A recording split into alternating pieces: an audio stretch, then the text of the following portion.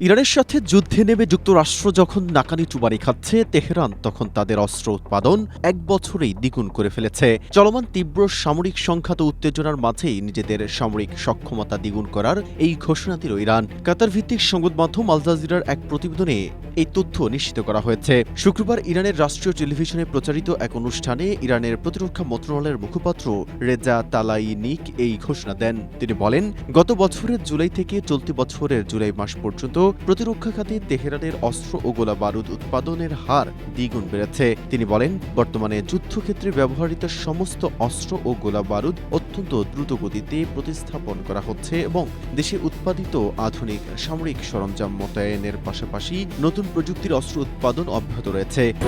Strawberry super dotted ও classic ভ্যারিয়েন্টে sensation জাগুক শিহরণ।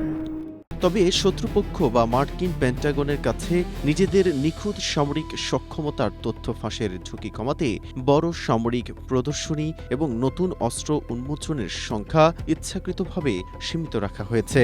তিনি জানান, দেশের স্বাধীনতা, অস্তিত্ব ও পরিচয়কে লক্ষ্য করে বিদেশি পরাশক্তিগুলোর যে আগ্রাসী আধিপত্য, তার বিরুদ্ধে অনড় প্রতিরোধ গড়ে তোলার একমাত্র উপায় হল সামরিকভাবে আরও বেশি শক্তিশালী ও সক্ষম হওয়া।